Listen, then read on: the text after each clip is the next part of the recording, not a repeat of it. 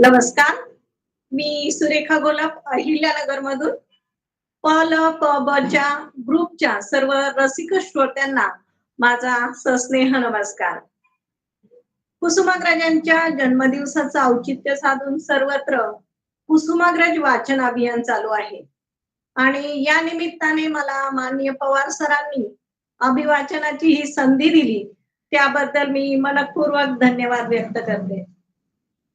यापूर्वी आपण शिवरत्न शिवा काशी या कथांचं अभिवाचन ऐकले. आता अभिवाचनासाठी बाल साहित्य प्रकारातील गंपूच्या गोष्टी या गौरव भूखंड लिखित बालकथा संग्रहाची निवड केलेली आहे. या बालकथा लॉकडाऊन काळामध्ये त्याने इयत्ता 6वीत असताना लिहिल्या. आता सध्या तो इयत्ता 12वीत आहे आणि नगरच्या शब्दगंध साहित्यिक परिषदेने या पुस्तकाला मागच्या वर्षी बाल वाङ्मयाचा राज्यस्तरीय पुरस्कार देखील दिलेला आहे. तर ऐकूया गंपूच्या गोष्टी.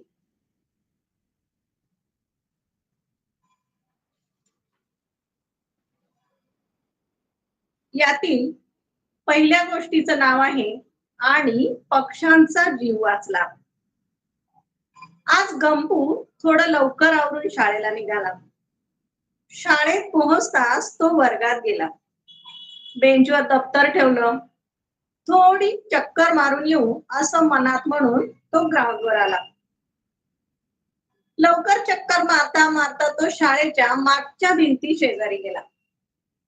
त्या भिंती शेजारी तो उभा राहिला. त्याला काही कुजबुज ऐकू आली. काही ऐकू येतंय का ते तो ऐकू लागला. अजून फक्त 2च पक्षी. मग काम झालं. त्याला संशय आला. त्या भिंतीवर चढणं सोपं होतं पण दुसऱ्या बाजूला उतरणं सोपं नव्हतं. तरी देखील तो त्या भिंतीवर चढला. पाहू लागला. तितक्यात एका शिपायाने त्याला पाहिलं. तो त्याला रागावू लागला. त्याने त्याला खाली उतरवलं आणि लगेच मुख्याध्यापकांकडे नेलं. त्या शिपायाने सगळी हकीकत मुख्याध्यापकांना सांगितली. मुख्याध्यापक सुद्धा गंपूला रागावू लागले. नंतर गंपू सरांना म्हणाला, सर, मी त्या भिंतीमागे 2 मोठी मुले पाहिली. त्यांनी शेजारच्या झाडाजवळ जाळं ठेवलेलं दिसलं. त्या जाळ्यात त्यांनी दाणे टाकले होते आणि ते थोडे दूर जाऊन बसले आणि लगेच तिथे 2 पक्षी आले. ते त्या जाळ्यात अडकले आणि लगेच शिपाई काका तिथे आले आणि मला इकडे घेऊन आले. सर विचारात पडले. गंपू खरं बोलतो का याची खात्री करण्यासाठी त्यांनी शिपायाला सांगितलं, जा रे, गंपू खरं बोलतोय का ते पाहून ये. थोडं लांबून बघ आणि दुसऱ्या रस्त्याने परत ये. शिपाई गेला. दुरून बघतो तर काय, गंपू सांगतो ते खरंच तिथं घडत होतं. शिपायाने धावत दुसऱ्या रस्त्याने शाळा गाठली. पाहिलेलं सर्व वर्णन त्याने सांगितलं. तो म्हणाला, सर, तुम्ही लगेच पोलिसांना किंवा पक्षी मित्रांना फोन करा. इथे काहीतरी गडबड दिसते. सरांनी लगेच पक्षी मित्रांना फोन केला. पक्षी मित्रही तातडीने तिथे आले. काही पोलीसही आले. ते शाळेत येतात आणि शिपाई त्यांना ती जागा दाखवतो. पोलीस व पक्षी मित्र हळूच त्या 2 मुलांच्या मागून जाऊन त्या 2 मुलांना पकडतात. पक्षी मित्र लगेच त्या 2 पक्ष्यांनाही सोडवतात. पोलिसांनी त्यांना पकडल्यावर मुख्याध्यापक तेथे आले. पक्षी मित्रांना त्यांनी विचारलं ही 2 मुले काय करत होती आणि कोण आहेत. त्यावर पक्षी मित्र म्हणाले, ही तर पक्ष्यांची शिकार करणाऱ्या गँग मधील मुले आहेत. तुमच्या विद्यार्थ्याने आज पक्ष्यांचा जीव वाचवला. खरं तर पक्ष्यांची तस्करी करणाऱ्यांना त्याने पकडून दिला आहे. त्याचा शाळेत आणि पक्षीमित्र संघटनेतर्फे देखील सत्कार करण्यात येईल. खरंच आज गंपूमुळे पक्ष्यांची शिकार करणाऱ्यांना पोलिसांनी पकडलं आणि पक्ष्यांचा जीव वाचला. दुसऱ्या गोष्टीचं नाव आहे पश्चाताप. एकदा असंच गंपू शाळेतून घरी आल्या आल्याच खूप अभ्यास असल्याने घाईने आवरून लगेचच अभ्यासासाठी खोलीत गेला. आईला जरा आश्चर्यच वाटलं. आज काहीही न बोलता दूध पिऊन गंपू अभ्यासाला बसला. आई स्वयंपाकाला लागण्यापूर्वी त्याच्याकडे गेली. त्याच्या केसातून हात फिरवला. म्हणाली, शहाणा माझा बाळ, आज खूप अभ्यास आहे का रे? गंपूने आईचा हात बाजूला काढला आणि न बोलताच अभ्यास करत राहिला. आई म्हणाली, छान, तू अभ्यासात इतकं लक्ष घालतोय ते मला खूप आवडलं. असे म्हणून आई निघून गेली. रात्रीचे 8 वाजले तरी गंपू बाहेर आला नाही. सर्वजण जेवायला बसले. आई, बाबा, दादाने गंपूला आवाज दिला. तो दादाला म्हणाला, काय रे ही आईची कटकट, सारखं जेवायला चल म्हणते, मला अभ्यास आहे, जा. आईने ते ऐकले. तिला खूप वाईट वाटलं. सर्वांची जेवणे उरकली.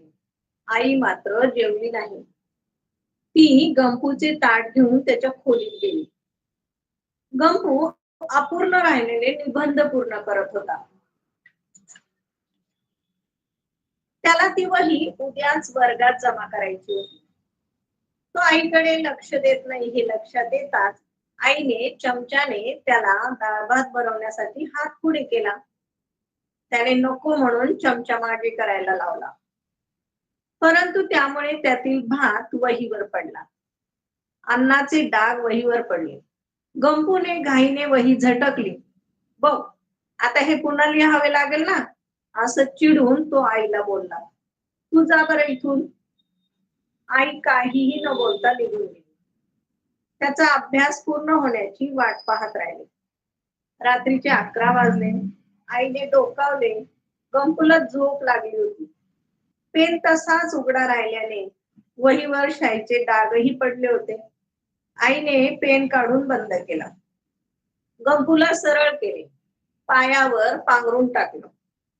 वही उचलून वाचली तर शेवटचा निबंध बाकी होता. दुसरी वही मित्राची होती. आईने पाहिले शेवटचा निबंध, माझी आई. मग आईने शाईचे डाग पडलेले पान फाडले आणि शेवटचा निबंध तिने स्वतः लिहिला. वह्या व्यवस्थित ठेवल्या आणि आई झोपायला गेली. गंपू सकाळी उठला. त्याने वह्या चेक केल्या. अरे, आपला सर्वच अभ्यास पूर्ण करून झोपलो तर, असे म्हणून शाळेची तयारी केली. आईने दिलेले दूध घेतले, नंतर नाश्ता केला. दादा बरोबर थोडा खेळला, नंतर डबा घेऊन शाळेत गेला. कालचे जणू काही त्याला काही आठवलेच नाही. पण तो आजही आईशी फारसा बोलला नाही. गप्पू शाळेत गेला आणि मुलांच्या वह्या तपासण्यात आल्या. त्यावेळी पर्यवेक्षकांनी सुंदर हस्ताक्षर, सर्व वह्या ज्यांच्या पूर्ण आहे अशा मुलांचे कौतुक केले. त्यात गंपूच्या माझी आई या निबंधाचं विशेष कौतुक केले. आई आपल्यासाठी काय असते हे गंपूने खूप छान लिहिलं होतं. असं सांगून सर्वांनी त्याचा हा निबंध वाचावा असे सांगितले. त्याचा मित्र त्याला म्हणाला, अरे, माझाच पाहून लिहिला निबंध तू, आणि कौतुक तुझे रे कसे झाले, असे का? गंपूलाही थोडं आश्चर्य वाटलं. वही परत घेतल्यावर त्याने स्वतःचाच निबंध वाचला. अक्षर त्याचे नव्हते. ओळ न ओळ वाचताना त्याच्या डोळ्यात पाणी आलं. आणि कधी एकदा शाळा सुटते आणि आईला भेटतो असं त्याला झालं. शाळा सुटल्यावर गंपू धावतच घरी आला. आई, आई, आई असे म्हणत त्याने सारं घर डोक्यावर घेतलं. पण आई कुठेच नाही. मग त्याने आजोबांना विचारलं, ते म्हणाले, "अरे, तुझ्या आईला दुपारी चक्कर आल्यानं ऍडमिट केलंय. का कुणास ठाऊक? ती काल रात्रीही जेवली नाही. आज सकाळपासूनही उपाशीच होती." गंपूला आता कारण लक्षात आलं. त्याने दादाला सोबत घेऊन हॉस्पिटल गाठलं. आईला सलाईन लावलेले पाहून तो रडू लागला. "आई, मी चुकलो. मला क्षमा कर. माझ्यामुळेच तुझ्यावर ही वेळ आली. आई, मी चुकलो ना. डोळे उघड. मी परत असं करणार नाही. तुझं सर्व ऐकेन. जेवण करीन. पण तू आधी घरी चल पाहू." त्याचा आवाज ऐकून आईने डोळे उघडले. डॉक्टर, नर्सही तेथे आले. त्यांनी त्यास समजावले. आईने त्याचे डोळे पुसले आणि म्हणाली, "नक्की पश्चाताप झालाय ना? मग रडू नको. आता डॉक्टर घरीच सोडणार होते मला. पण तू रडलास तर मी इथेच राहीन." मग गंपू, आई, दादा सर्वच जण हसले. तिसऱ्या कथेचं नाव आहे भूतदया. मित्रांना आली भूतदयेची समजूत. पावसाळ्याचे दिवस होते. ठिकठिकाणी डबकी साचली होती. गंपू व त्याचे मित्र घरी चालले होते. गंपूचे मित्र ठिकठिकाणी साचलेल्या डबक्यांमध्ये उड्या मारत चालले होते. ते गंपूलाही उड्या मारण्यास सांगू लागले. परंतु गंपूने नकार दिला. तो म्हणाला, "अरे, पाण्याने, मातीने कपडे खराब होतील. आईला किती कपडे धुवावे लागतात. आपल्यासाठी ती किती कष्ट करते." गंपूचे मित्र मात्र त्याकडे दुर्लक्ष करतात. त्याचा तिरस्कार करतात. तितक्यात त्याच्या एका मित्राने तिकडून चाललेल्या एका बेडक्याच्या पायात दोरी अडकवली. ती एका दगडाला घट्ट मारली. तो बेडूक अडखळत चालण्याची मजा पाहू लागला. हे बाकीच्या मित्रांनी पाहिले. तेही हसू लागले. गंपूला मात्र त्या बेडकाची दया आली. तो मित्रांना म्हणाला, "हसू नका." असे म्हणत बेडकाच्या पायातली दोरी काढू लागला. मग बेडूक मुक्त होऊन टुणूक टुणूक उड्या मारत पुढे निघून गेला. गंपूचा मित्र परत दोरी घेतो. त्या दोरीला खाली एक बॉटल पडली होती ती बांधतो. दोरीचे दुसरे टोक तिथे एक गाढव होते त्याच्या शेपटीला बांधतो. लगेच ते गाढव उठते. ते लाथा मारू लागते. ती बाटली सुद्धा उडू लागते. गंपूचे मित्र मजा पाहत होते. ज्याने दोरी बांधली होती गाढवाला त्याला माहित होते की गाढव लाथा मारणार, म्हणून तो गाठ बांधून लगेच आला. गंपू थोड्या रागात म्हणाला, "तुम्ही का मुक्या प्राण्यांना त्रास देताय? त्यांनी काय बिघडवलंय तुमचं?" गंपूचा एक मित्र म्हणाला, "ए, जा. आम्हाला जे करायचे ते आम्ही करू. तू आमच्यामध्ये नको येऊ." गंपूला खाली एक गज दिसतो.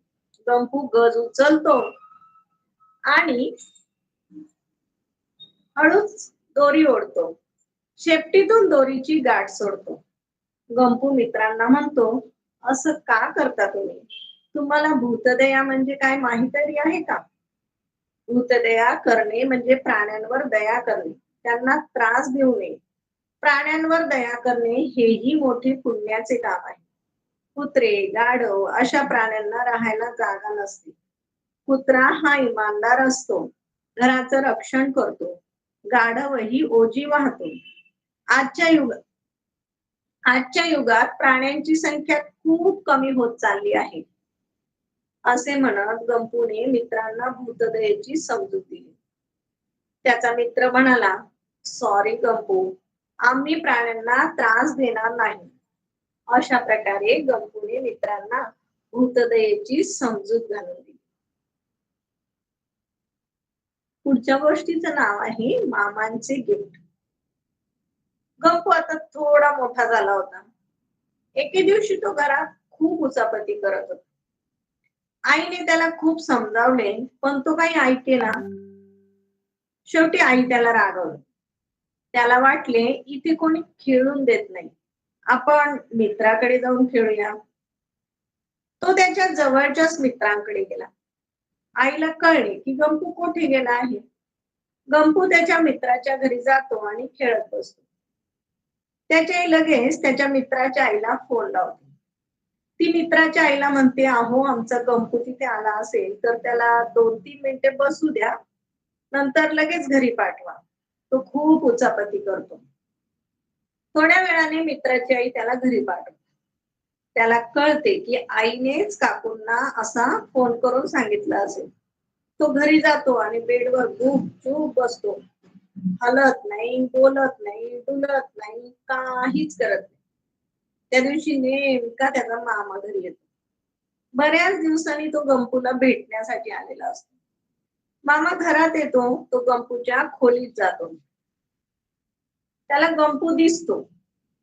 तो गंपूच्या आईला हाक मारतो व सांगतो की ताई, घरात गंपूचा पुतळा ठेवलाय का ग? नक्कीच गंपू कुठे बाहेर गेला असेल. की या पुतळ्याकडे पाहिल्यावर गंपू घरी आहे असं वाटतच नाही. तितका खूप जीव आहे ना तुझा त्याच्यावर. गंपू त्याच्या मित्रांना काहीतरी विसरून आलाय असं वाटतं. मित्र त्याला ते घरी द्यायला येतो. मामा जराशी गंमत करायची ठरवतो. गंपूचा मित्र गंपूच्या खोलीत येतो तेवढ्यात मामा त्याला म्हणतात, अरे बरं झालं गंपू तू आलास. हा पुतळा तर बोलतच नाही. म्हणजे तूच गंपू असशील ना रे? मला ओळखतेस का? मी तुझा गणू मामा.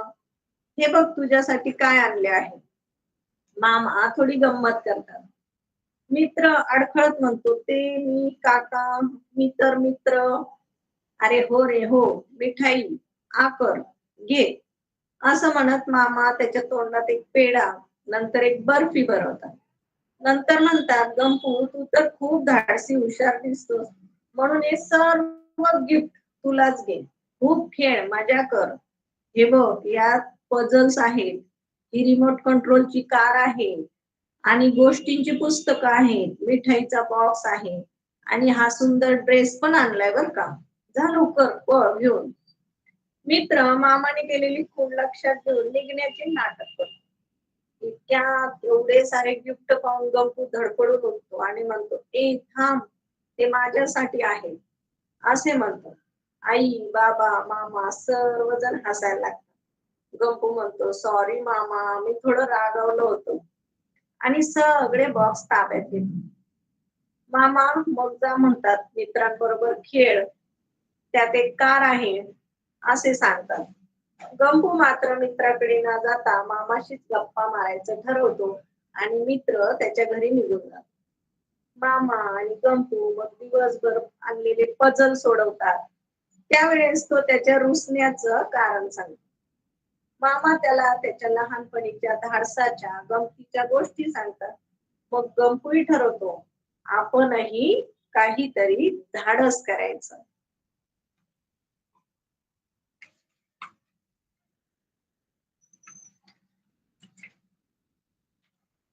पुढच्या गोष्टीचं नाव आहे गंपूचे धाडस. गंपूने मनात पक्क ठरवलेलं असतं, धाडस करायचं. मामा आला तेव्हापासून तो त्याच्याशी नुसता गप्पा मारायचा. दुसऱ्या दिवशी गंपू त्याच्या मित्राकडे खेळायला गेला. सोबत त्याने त्याची मामाने आणलेली रिमोट कंट्रोल कारही खेळायला घेतली. तो आणि त्याचा मित्र खेळत होते. गंपूची गाडी पाहून खेळून मित्र गंपूला म्हणतो, गंपू तुझ्या मामांनी भारी गाडी आणली रे. याचे दरवाजे उघडतात, या गाडीतून आवाज सुद्धा येतो आणि लाईट सुद्धा लागतात. गंगोली आनंदाने गाडी खेळत असतो.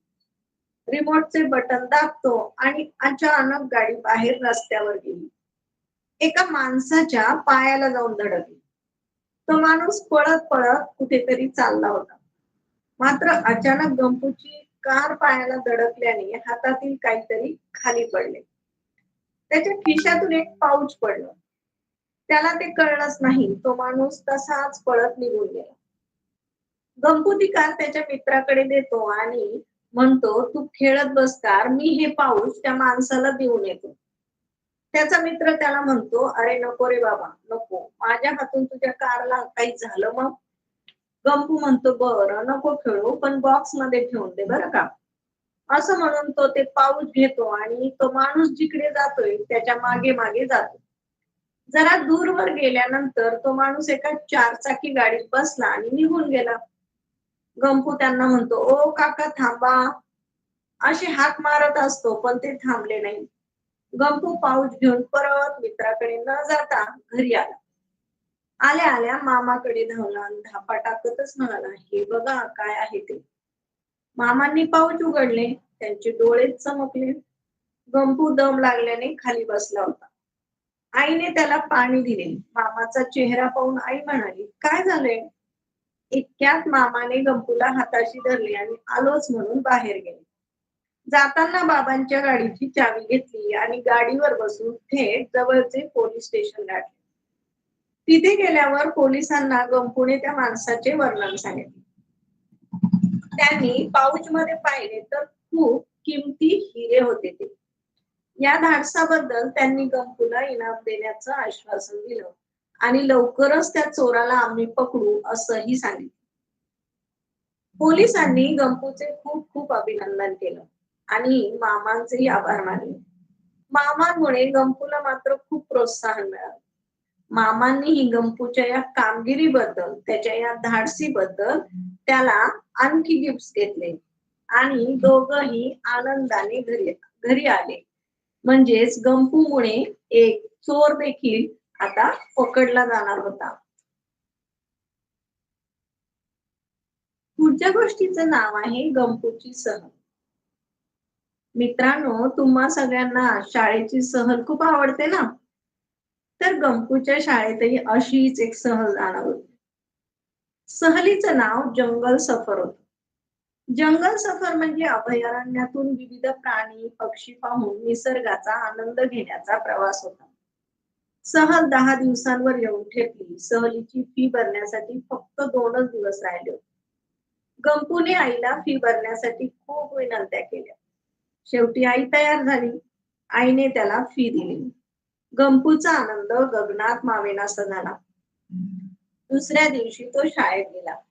त्याने आनंदात सरांना फी दिली. तो खूप उत्साही होता.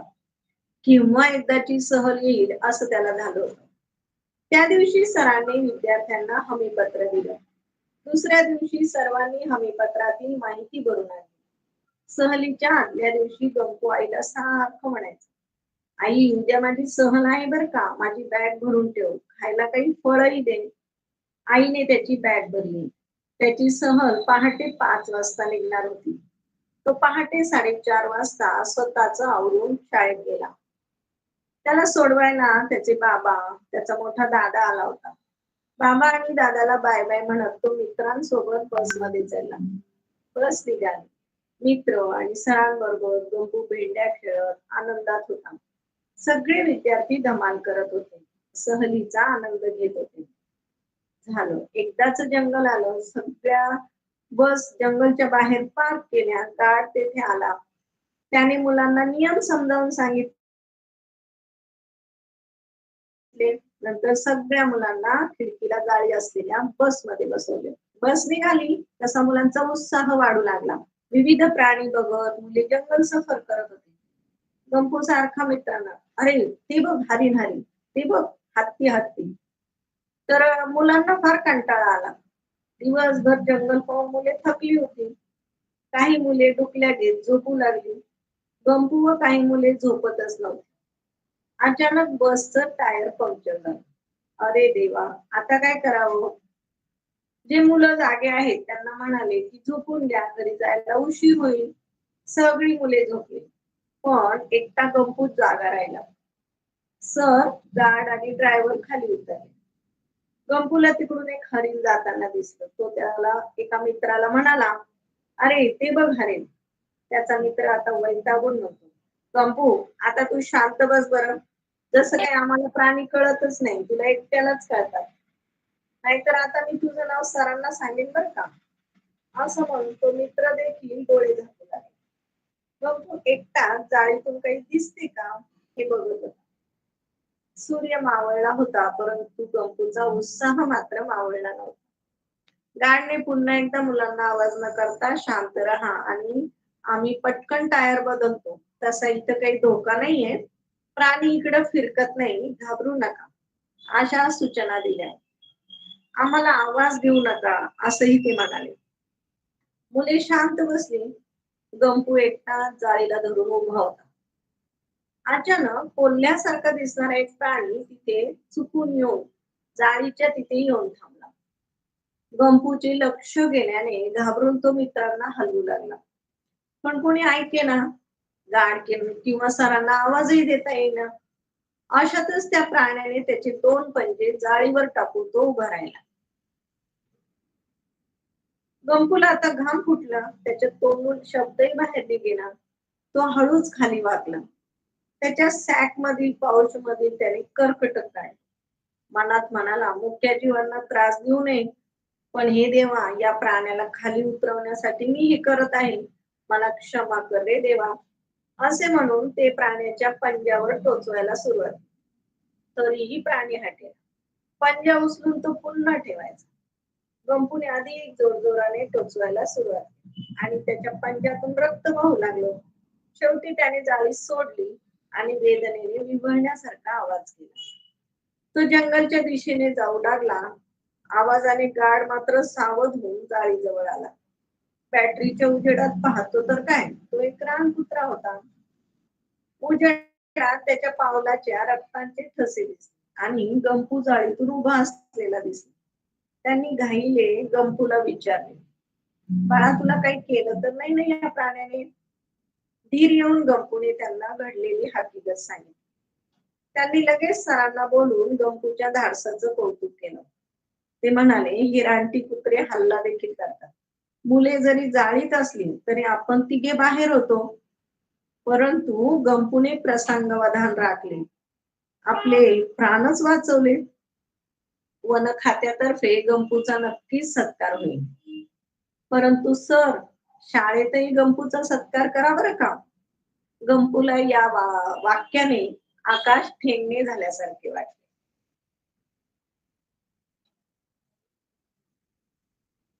यानंतरच्या गोष्टीचे नाव आहे गंपूचे मास्क.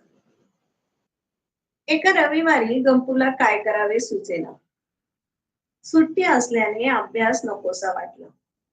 मग त्याला आठवले, कला शिक्षकांनी मास्क तयार करायला सांगितलं होतं.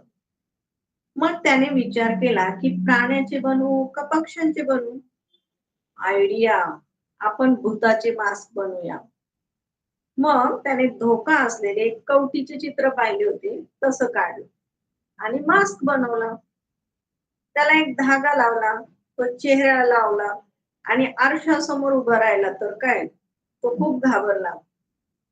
मग त्याच्या लक्षात आले की अरे, हा तर मीच आहे. आयडिया, आपण जसे घाबरलो तसे मित्र घाबरतात का ते पाहूया. असं म्हणत त्याने पप्पांचा एक पांढरा शर्ट घातला. डोक्यावर ताईची पांढरी ओढणी घेतली. मास्क लावून त्याने एका मित्राचे दार वाजवले. प्रथम तर कोण बाहेर येते हे पाहण्यासाठी बाजूला थांबला. तर मित्रच बाहेर आला. म्हणून ही ही हा हा करत त्याच्या समोर गेला.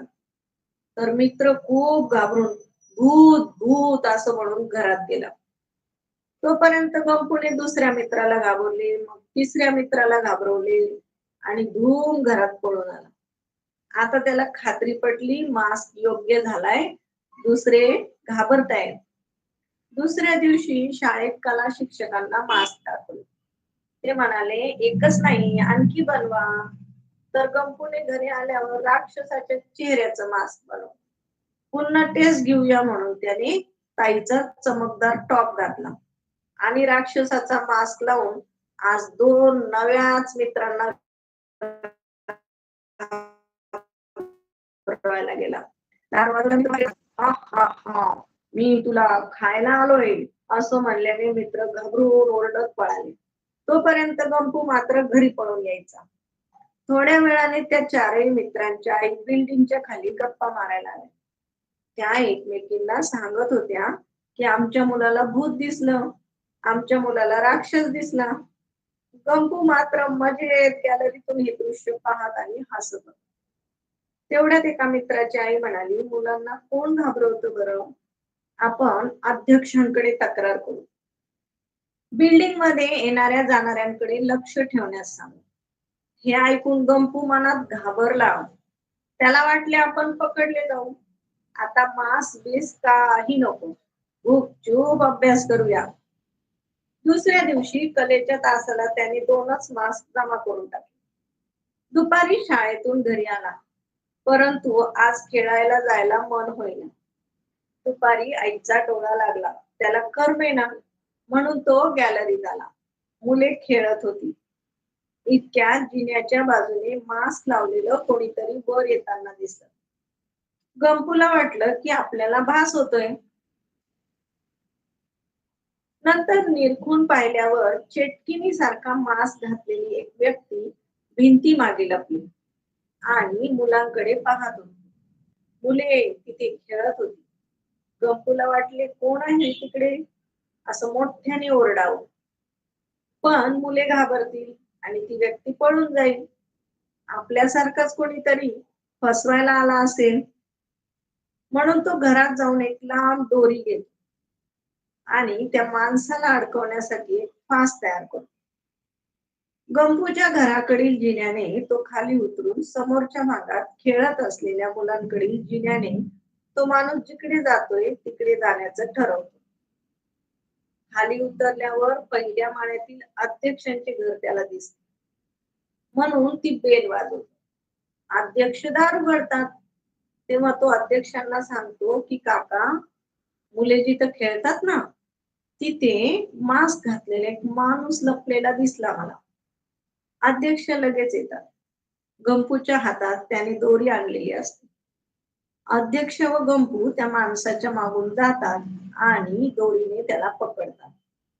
ते त्याचा मास्क काढतात व त्याला तू कोण आहेस, काय पाहिजे तुला, आणि असे मास्क घालून का फिरतोयस, असे अनेक प्रश्न विचारतात. पण त्या माणसाने काहीच उत्तर दिले नाही. मग मात्र अध्यक्षांना संशय येतो. ते पोलिसांना फोन करतात. त्यांनी त्याचा चेहरा पाहिला तर तो एक मुलांना पकडून नेणारा गुंडच वाटत होता. पोलिसांनी त्याला ताब्यात घेतलं आणि गंपू आणि अध्यक्षांचे आभार मानले. त्याला पकडून नेलं. गंपूमुळे खरोखरच आज काही मुलांचे प्राण वाचले. अध्यक्षांनीही गंपूचं कौतुक केलं आणि मित्रांच्या आयांना देखील सांगितलं, तुम्ही म्हणत होता ते खरंच आहे.